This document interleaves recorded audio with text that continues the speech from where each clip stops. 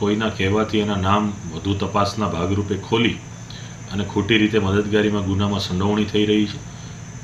આ સખત બાબતની જે વાંધાઓ અમને છે, પોલીસની જે કામગીરી છે, પોલીસ જે એસોલ્ટ કરી રહી છે આવા વ્યક્તિઓને શારીરિક, માનસિક રીતે, આર્થિક રીતે, ધંધાકીય રીતે તોડવાનું જે પોલીસ કામગીરી કરી રહી છે.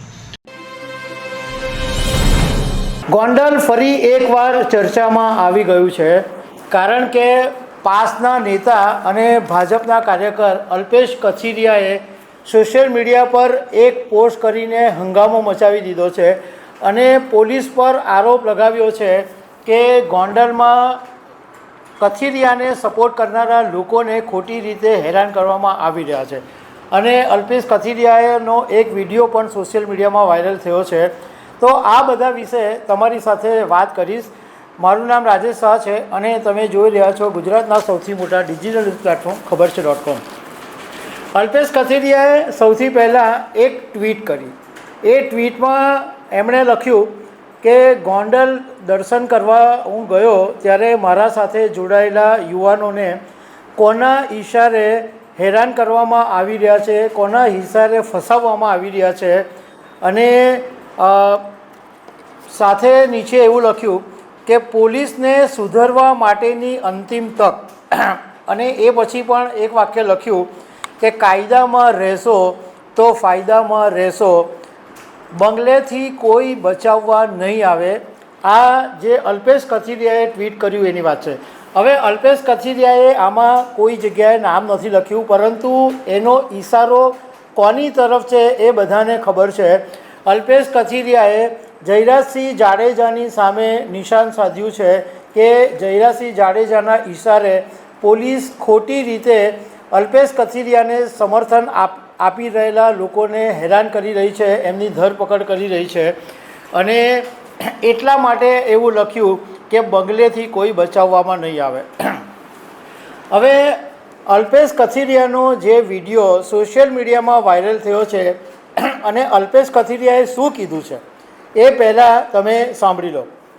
છેલ્લા 3-4 દિવસમાં ગોંડલમાં અલગ અલગ જે ગુનાઓ દાખલ થયા એમાં જે પણ મુખ્ય વ્યક્તિ છે એની ધરપકડ કરે એમાં અમને કોઈ વાંધો નથી, પણ જે વ્યક્તિને કંઈ લેવા દેવા નથી, માત્ર અમારી સાથે સમર્થનમાં હોય, ત્યાં સાથે આવ્યા હોય, ગોંડલ દર્શન યાત્રામાં, એવા વ્યક્તિઓને કોઈના કહેવાથી એના નામ વધુ તપાસના ભાગરૂપે ખોલી અને ખોટી રીતે મદદગારીમાં ગુનામાં સંડોવણી થઈ રહી છે.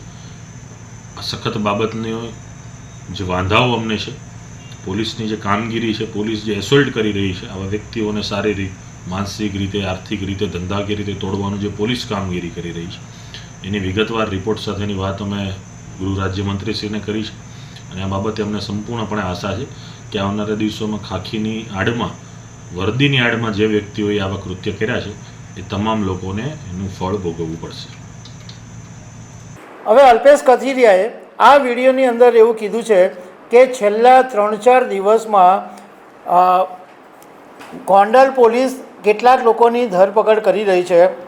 એમાં મુખ્ય વ્યક્તિઓની ધરપકડ કરવામાં આવે એની સામે અમને કોઈ વાંધો નથી, પરંતુ જે લોકો મારી ગોંડલની મુલાકાત વખતે મારી સાથે દર્શન કરવા આવ્યા હતા, જે લોકો મારા સમર્થનમાં હતા, એમને ખોટા કેસમાં ફસાવવામાં આવી રહ્યા છે. અને પોલીસ એવા જે નિર્દોષ લોકો છે કે જે મને સમર્થન આપી રહ્યા હતા એમના બિઝનેસની અને એમને કમર તોડી નાખવાની પોલીસ કોશિશ કરી રહી છે. અને આ બાબતે અમે ગૃહ રાજ્યમંત્રી હર્ષ સંઘવીને બધી વિગતોવાર રજૂઆત કરી છે.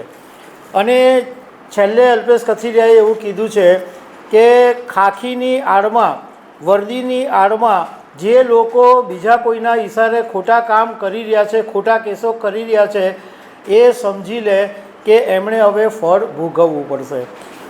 મતલબમાં જે ગોંડલનો ઇસ્યુ છે એ ફરી ચરમસીમા પર પહોંચી ગયો છે. કારણ કે થોડા દિવસો પહેલાં જ્યારે ગોંડલની અંદર ગણેશ ગોંડલ, જયરાજસિંહ જાડેજાના પુત્ર ગણેશ ગોંડલના એક નિવેદનને કારણે અલ્પેશ કથિરિયા અને એમની જે ટીમ છે એ ગોંડલની મુલાકાતે પહોંચી હતી અને એમની કાર પર પણ હુમલો થયો હતો અને એવી બધી ઘટના બની હતી.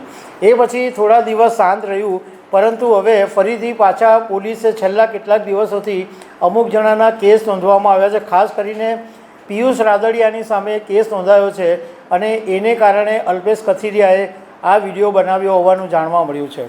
તો દર્શક મિત્રો, આવી અનેક વાતો સાથે અમે તમને મળતા રહીશું. Thank you very much.